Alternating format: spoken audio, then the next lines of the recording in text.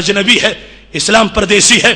اگر آج تم یہ دیکھتے ہو کہ وہاں پر امریکہ میں کعبۃ اللہ کے ماڈل کا شراب خانہ تیار کر دیا گیا ہے، اور ہماری مقدس جگہ کو انہوں نے شراب خانہ کے ساتھ شراب خانہ اسی ماڈل کا بنا کر جب لوگوں کو یہ دعوت دی ہے کہ ہم اب پوری طرح اسلام کے خلاف ہیں، برداشت نہیں کر سکتے، اسلام ہمیں پسند نہیں، اور اس طرح بھی کہ یہ اپنے گھروں میں بھی ہمیں یہ پسند نہیں ہے، یہ اجنبیت نہیں اسلام کی، پردیسی ہونا نہیں، تو اور کیا ہے؟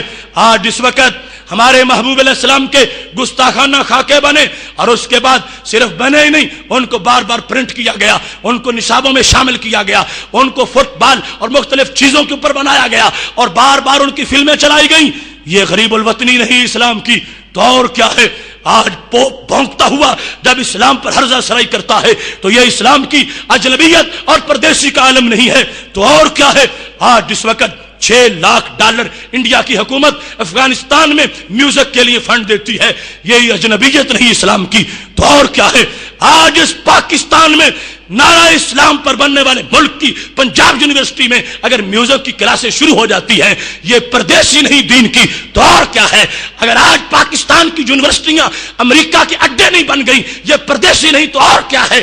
یہ دین جس کے بچے کو غیر مسلم کے ساتھ بیٹھنا حرام کیا گیا تھا، آج ان کو لیکچر ان عیسائیوں کے دلوائے جا رہے ہیں، اور امریکی پروفیسر بلوا کر مسلمانوں کے عقیدے جو ہیں ان کو پاش کیا جا رہا ہے۔ یہ غریب الوطن اسلام نہیں ہے، تو اور کیا ہے؟ آج حدود اللہ کا مذاق اڑایا جا رہا ہے، حدود اللہ کو مشق ستم بنا دیا گیا ہے، جن کو 2 اور 2 اور 4 کا نظریہ آتا تھا، گنتی کے 200 لفظ آتے تھے، وہ حدود پہ رائے سنی کر رہے ہیں، اور اللہ کے نظام میں جس میں قیاس کا دخل ہی نہیں تھا، اس نظام کو معاذ اللہ اپنی عقل کے مطابق موڑ دینا چاہتے ہیں۔ یہ اجنبیت نہیں، یہ پردیسی نہیں، یہ اسلام کا غریب الوطن ہونا نہیں ہے، تو اور کیا ہے؟ آج اس روئے زمین پر، اس پاکستان پر، جس نے ماؤں کی غیرت پر پہرا دینے کے لیے یہ ملک حاصل کیا تھا، یہ معمولی سی قربانی نہیں تھی، 20 لاکھ جانیں دے کر ہم نے پاکستان لیا تھا، 20 لاکھ جانیں دے کر 2 کروڑ لوگوں نے گھر چھوڑا، 90,000 عورتوں کی عزتیں لٹ گئی، پھر یہ وطن بنا۔ تو کیا میراتھن ریس کے لیے بنایا تھا؟ کیا اس کو ہم نے اور یعنی اور فحاشی کے لیے بنایا تھا؟ کیا اس ملک کو ہم نے ناجائز دھندوں کے لیے بنایا تھا؟ نہیں نہیں، اس کو اسلام کے لیے، دین کے لیے۔ اور آج اس وقت اس کی سڑکوں پر ماؤں بہنوں کو اور اس ریس میں دوڑا کر اسلام کی دھجیاں اڑائی جاتی ہیں، تو یہ غریب الوطن اسلام نہیں، تو اور کیا ہے؟ اس واسطے میرے بھائیوں کو یہ نہ کہے کہ اسلام کا گھر ہے، اسلام کا دیش ہے، اسلام غریب الوطن، اسلام پردیسی، اسلام چاہتا ہے مجھے گھر ملے۔ آج جو اسلام کو دل دے گا، کل رب اس کو جنت عطا فرمائے گا۔ ایسی صورتحال کے اندر ہمیں اپنا کردار بین الاقوامی حالات، انٹرنیشنل افیئرز، اس کے لحاظ سے پوری ملت کا ایک سروا کرتے ہوئے یہ دیکھنا ہے 32 عیسائی چینلز اسلامی دنیا میں چل رہے ہیں۔ آج ورلڈ ہیلپ نامی تنظیم عراق کے نقشے چھاپ کے لگی پھر رہی ہے، امریکہ میں فنڈ اکٹھا ہو رہا ہے کہ عراق کے اندر ہمیں 10 لاکھ انجیل کی ضرورت ہے۔ اسلام کے لیے وہ یہ تحفے پیش کر رہے ہیں، عیسائی ہمارے بندوں کو خراب کرنے کے لیے فنڈ اکٹھا کر رہے ہیں۔ آج ان حالات کے اندر کہ جب کہیں اگر غیروں کے پاس یہ ستم تھا تو تھا ہی، اب ہماری اعلیٰ جو افواج کے ادارے ہیں وہاں داڑھی پہ پابندیاں لگائی جا رہی ہیں، وہاں نظام اسلام کے خلاف لوگوں کو پوری طرح، ان کے نام اسلام والے ہیں، ان کے دماغ اسلامی نہیں رہے، ان کے دماغ انگریز کے ہیں، ان کے اندر زبان پر بولنے والی فکر جو ہے وہ غیروں کی ہے۔ لہذا جب کسی کے گھر میں غیروں کا قبضہ ہو جائے وہ پردیسی نہیں ہوتا تو اور کیا ہوتا ہے؟ یہ اسلام اجنبی ہے، پردیسی ہے، نام اس کا لطف اللہ ہے، اور بندہ کرتا کیا ہے؟ جو بالکل حرام ہے۔ نام اس کا غلام رسول یہ رکھا گیا، لیکن وہ انگریز کا ایجنٹ بن گیا، اعلی کار بن گیا، وہ افرنگی دکانوں کا کھلونا بن گیا۔ یہ سارا راہ و رسم، بود و باش، اس کا چہرہ، اس کے کپڑے، اس کا کردار، یہ اسلام کی بیٹی یہ اس وقت بغیر پردے کے اور شارٹ لباس میں اور بالکل ٹائٹ لباس میں اور اپنے جسم کی نمائش کرتی ہوئی باہر نکلتی ہے۔ اسلام روتا ہے کہ میں نے ایسی بچیاں تو نہیں پالی تھی، حضرت فاطمہ زہرا کی بیٹیوں کا ایسا، ان کی روحانی فکر کی وارث جو بیٹیاں ہوتی ہیں ان کا ایسا کردار نہیں ہو سکتا۔ اگر ایسا ہمارے ملک میں ہو رہا ہے اور دن بدن بڑھتا جا رہا ہے، آج سے 10 سال پہلے ایسی اریانی نہیں تھی، اب اس سے زیادہ گند آ گیا ہے، تو پتہ چلا اسلام زیادہ غریب الوطن ہو گیا، زیادہ بے گھر ہو گیا ہے۔ آج جو یہ آئے ہیں، یہ سوچ جو ہے، یہ اس وقت درس قرآن کے اختتام پر یہ ایک ہماری جو ہے، اس کا مقصد یہ ہے کہ ہم سوچیں کچھ کام میں کروں، کچھ کام آپ کریں، ملیں گے سینہ چاکانے چمن سے سینہ چاک، اور ظلمت رات کی سیما پا ہو جائے گی۔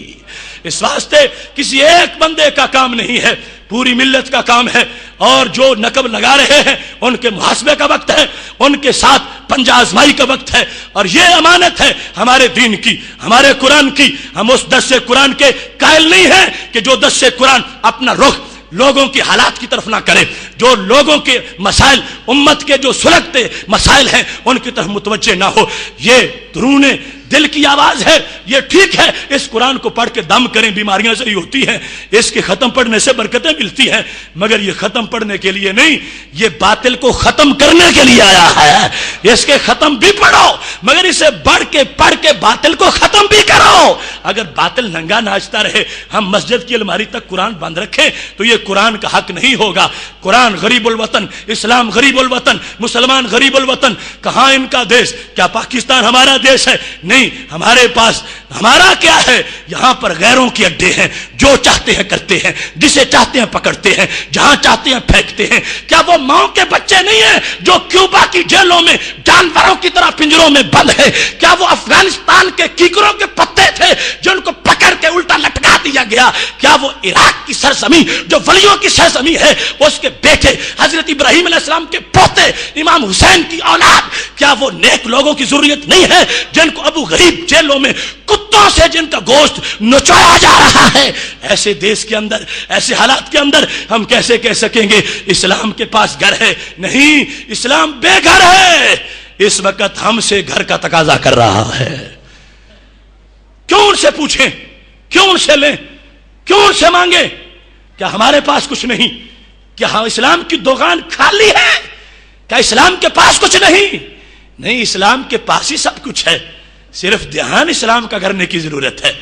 غیروں کی گندی دکانوں سے گندا سودا مسلمان کیوں خریدے؟ نظریے کا گندا سودا، زندگی گزارنے کا گندا سودا۔ جس کے پاس اتنا سچا قرآن ہو وہ جھوٹے لوگوں کے جھوٹے قانون بنا سمجھے تو کیوں سمجھے، مانے تو کیوں مانے؟ اس واسطے قرآن مجید برہان رشید کی طرف متوجہ ہوتے ہوئے آج کی حالات سمجھو۔ آخر پورے ملک اور حکومت کا بھی ایک اثر ہوتا ہے بندوں پر۔ چھت پہ جو کچھ ہوتا ہے نیچے وہی گرتا ہے، پر نالے سے اور نہیں آتا، چھت والے نیچے آتا ہے۔ اگر کسی ملک کا وزیر صحت کنجریوں کے ساتھ ڈانس کر کے کہے یہ ہماری صحت مند سرگرمی ہے، تو اس ملک کے بیٹے ڈانس نہیں کریں گے تو کیا کریں گے؟ اور اگر کسی ملک کا پریزیڈنٹ پولو کیمپ میں ناچ رہا ہو تو اس ملک کے بچوں سے کیا امید ہو سکے گی کہ یہ اپنے آپ کو بچا سکتے ہیں؟ اس واسطے برباد گلستان کرنے کو بس ایک ہی الو کافی ہے۔ ہر شاخ پہ الو بیٹھا ہو، انجام گلستان کیا ہوگا؟ ہر طرف مسائل ہیں، ہر طرف دھندلکے ہیں، ہر طرف اندھیرے ہیں، مگر حق پرستوں کے لیے یہ ضروری ہے اذان پڑھیں۔ ایک نمازی آ گیا پھر بھی ٹھیک، 10 آ گئے پھر بھی ٹھیک، 1000 آ گئے پھر بھی ٹھیک، کوئی نہ آیا پھر بھی اذان پڑھنے والا تو اذان پڑھے گا۔ اس واسطے یہ صراط مستقیم کی اذان ہے جو حضرت امام حسین نے کربلا میں دی تھی، فضل خیر آبادی نے دریائے شور کے کنارے اپنی قبر بنوا کے دی تھی، وہ ہمارے ذمہ آج ان کا دیا ہوا ایک تحفہ ہے۔ اس واسطے اس اذان کو بڑھانا یہ صراط مستقیم کی اولین ترجیح ہے۔